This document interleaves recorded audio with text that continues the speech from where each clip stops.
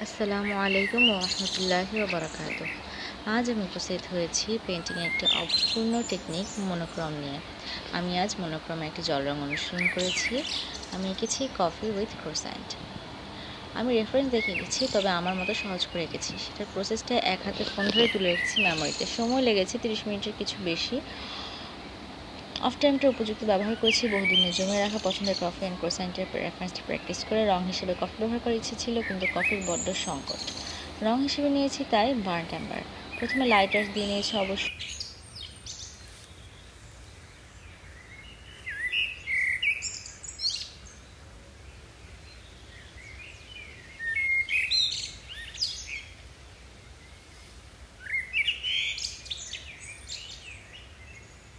তারপর ভাঁজগুলোর জায়গায় সূক্ষ্ম রেখা টেনে গিয়েছি, যা কঠিন কাজ ছিল আমার ওয়াটার ব্রাশ দিয়ে।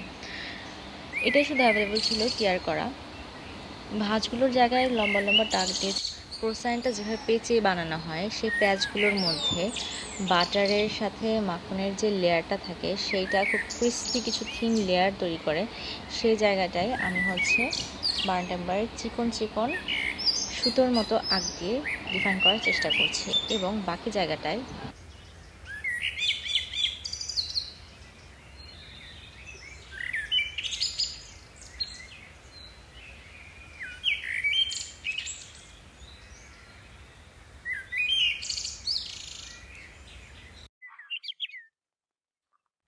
রেফারেন্স দেখে দেখে ড্যাব ড্যাব করে এলোমেলো কিছু খালি কিছু ভরাট করে রেখেছি। দিকটায় উপরের দিকে স্বভাবতই হাইলাইটস বেশি থাকবে, তাই উপরের দিকে শুধু ফোটায় ফোটায় রং ফোটা দিয়ে গিয়েছি।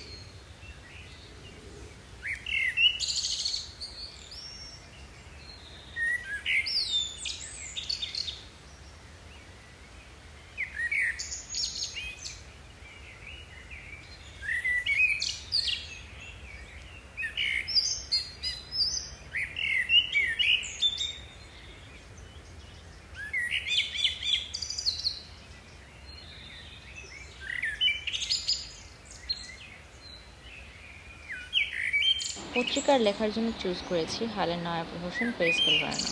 2025 থেকে শুনছি এখনও প্রজ্ঞাপন জারি হয়নি, কিন্তু সাংবাদিকদের আস্ফালনে দ্রব্যমূল্য ঘোড়ার মতো লাফিয়ে উঠছে বারংবার। তারা মুদ্রাস্ফীতি জায়জ করে ফেলেছে পে স্কেলের রপ্তানি। একেবারে তাজা একটি খবর, তাই না? লিখতে গিয়ে গুবলেট করে ফেলেছি আমার অ্যাব্রোথ্যাব্রো ব্রাশের কারণে, তারপর স্ক্রিবল করে বাদ দিয়ে দিয়েছি। তারপর পেইন্ট অনেক কষ্ট করে লিফট করে স্ক্রিবল করে বাদ দিয়ে দিয়েছি, কিন্তু আমি ভয়েস ওভার এটা অ্যাড করে দিলাম, কারণ পে স্কেলের ব্যাপারটা আমাদেরকে খুবই ঝামেলায় ফেলে দিয়েছে আসলে। যাই হোক, ওভারঅল অনুষ্ঠানের সময়টা আমি খুবই উপভোগ করছি আলহামদুলিল্লাহ। আপনাদের কেমন লাগলো জানাতে ভুলবেন না। মা আসসালাম, ফির প্যালেস্টাইন ইনশাআল্লাহ।